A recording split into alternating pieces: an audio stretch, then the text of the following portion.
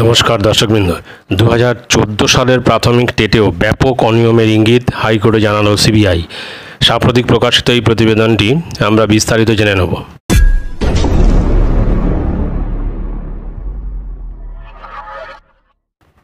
এসএসসির 2016 সালের পর 2014 সালের প্রাথমিক টেট পরীক্ষাতেও বেনিয়মের ইঙ্গিত রয়েছে।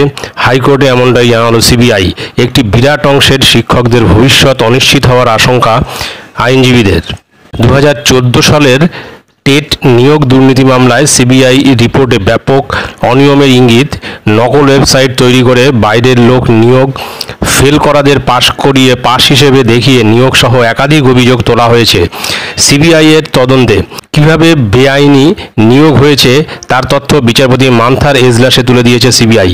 এই মামলা সংক্রান্ত বিষয়ে আজ মঙ্গলবার প্রাথমিক শিক্ষা সংসদের বক্তব্য জানানোর কথা ছিল, কিন্তু আজ আরও প্রার্থী মামলায় যুক্ত হওয়ার আবেদন জানান। আদালত সবাইকে মামলায় যুক্ত হওয়ার অনুমতি দেয়। উল্লেখ্য, 2014 সালের টেট পরীক্ষার ওপরে 2016, 2020, 2022 এবং 2024 সালে প্রাথমিক শিক্ষক পদে নিয়োগ হয়েছে। আদালত এদিনের পর্যবেক্ষণে বিষয়টি উল্লেখ করে জানিয়ে দেয়, এই টেট মামলার ফল যদি নেতিবাচক হয় তাহলে এর উপর ভিত্তি করে হওয়া সব নিয়োগ মামলা অস্তিত্ব হারাবে। ফলে গত 4 দফায় যে প্রায় 70,000 শিক্ষক প্রাথমিকে নিয়োগ হয়েছে তাদের ভবিষ্যৎ অনিশ্চিত বলে আশঙ্কা আইনজীবীদের। 8 সপ্তাহ পরে মামলার শুনানি। তার আগে সব পক্ষকে হলফনামা দিতে হবে বলে জানিয়ে দিয়েছে আদালত। প্রসঙ্গত, 2014 সালের প্রাথমিক টেটের মাধ্যমে যে নিয়োগ প্রক্রিয়া করা হয় তার বিরুদ্ধে একাধিক অভিযোগ ওঠে। এই পরীক্ষা নিয়ে কলকাতা হাইকোর্টে মামলা দায়ের করেন চাকরি প্রার্থীদের একাংশ। বেআইনিভাবে শিক্ষক নিয়োগের অভিযোগ তোলেন তারা। চাকরি প্রার্থীদের আইনজীবীরা আগেই জানিয়েছিলেন তারা পরীক্ষার ওএমআর শিটের তথ্য হাতে পাননি। কলকাতা হাইকোর্টের বিচারপতি রাজশেখর মান্থা কড়া ভাষায় নির্দেশ দেন সিবিআইকে ওএমআর শিটের প্রকৃত তথ্য খুঁজে বের করতে হবে। সিবিআইকে ডিজিটাল ডেটা বের করার জন্য নির্দেশ দেওয়া হয়। ডিজিটাল ডেটা ফিরিয়ে আনার সুযোগ আছে। ওএমআর শিটের প্রকৃত তথ্য খুঁজে বার করার জন্য সিবিআইকে প্রাথমিক শিক্ষা পর্ষদের অফিসে যাওয়ার ছাড়পত্র দেন বিচারপতি মান্থা।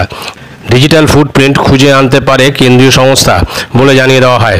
প্রাথমিক শিক্ষা পর্ষদও জানিয়েছে ওএমআর শিটের হার্ড কপি নষ্ট করে ফেলা হয়েছে, যদিও ডিজিটাল ভার্সনে পুরোটা সংরক্ষিত আছে।